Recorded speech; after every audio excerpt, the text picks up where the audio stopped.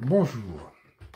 Comme j'avais annoncé hier, j'avais pris attache avec Maître Rachid Mesli, directeur juridique de l'organisation Al-Karama, une organisation internationale de défense des droits de l'homme dont le siège se situe à Genève. Maître Rachid Mesli, défenseur des droits de l'homme et ancien avocat au barreau d'Alger, a vite fait de saisir les procédures spéciales de l'ONU au sujet de la situation de Karim Tabou. Je vous lis le texte envoyé par l'organisation Al-Karama aux procédures spéciales de l'ONU.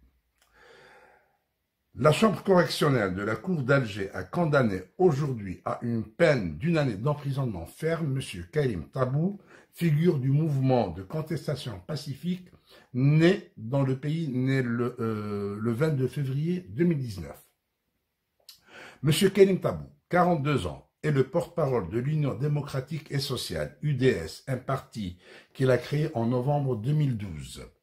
Il a été de 2006 à 2011 premier secrétaire du Front des Forces Socialistes, FFS, parti d'opposition algérienne fondé en septembre 1963 par Hussein Ait Ahmed.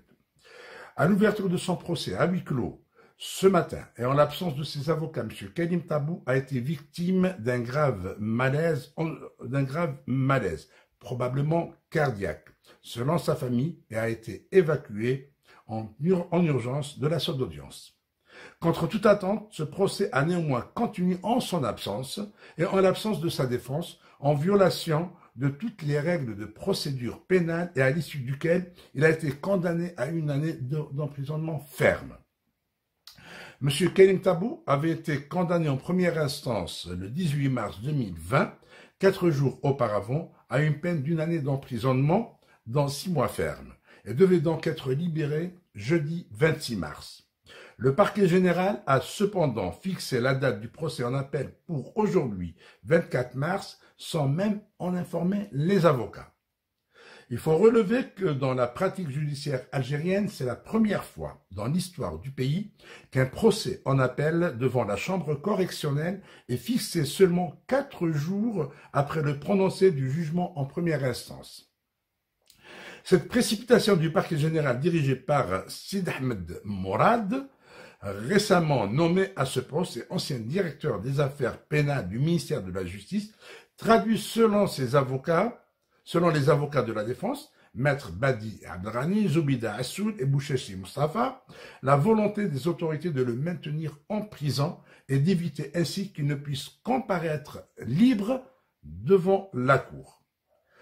Pour rappel, M. Karim Tabou avait été arrêté le 11 septembre devant son domicile par des hommes en tenue civile qui se sont présentés comme appartenant à la sécurité. Ils avaient alors déclaré à son épouse qu'il reviendra à la maison dans les 2 heures. Il n'avait présenté ni de mandat d'arrêt, ni de justification légale à son arrestation.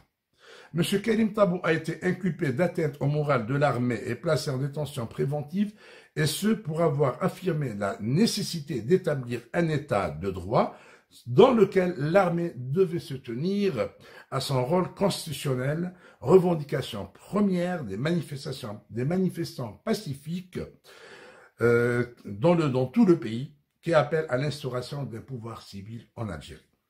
La condamnation aujourd'hui de M. Karim Tabou à la suite d'un procès expéditif et en violation de toutes les règles du droit national et des principes du procès équitable, institué par le pacte international relatif aux droits civils et politiques, ratifié par l'Algérie, constitue un précédent particulièrement grave et traduit une volonté d'escalade dans la répression des autorités militaires algériennes et leur refus d'engager un processus de dialogue national incluant toutes les couches de la société. Al-Karama a saisi aujourd'hui en urgence les procédures spéciales des Nations Unies pour les informer des détails de la situation de M. Karim Tabou, de son état de santé particulièrement préoccupant et de sa condamnation prononcée à l'issue d'un procès inéquitable et en violation des dispositions du pacte international relatif aux droits civils et politiques ratifié par l'Algérie. Voilà. j'espère que d'autres organisations suivront. J'espère que la Ligue algérienne de défense des droits de l'homme fera de même. Pour ma part, je saisirai dans les heures qui suivent la Fédération internationale des droits de l'homme, le Comité des droits de l'homme de l'ONU, en ma qualité de président de l'Association de défense des réfugiés, des exilés et des réfugiés. Association créée en 2009 et dont je suis le président. J'invite toutes les organisations de la société civile, des droits de l'homme, de saisir les différentes instances internationales pour mettre fin à la répression qui s'abat de plus en plus et de manière très pernicieuse contre le peuple algérien, contre les figures de proue du mouvement de contestation, le Hirak, et pour que l'Algérie et le peuple algérien recouvrent une liberté tant réclamée et pour laquelle 1,5 million de martyrs ont payé le prix fort pour qu'une bande elle se qualifie elle-même de ce qualificatif, une bande, un gang, une nation de malfaiteurs viennent piétiner les principes et les éléments primaires de toute vie démocratique. Merci de votre attention.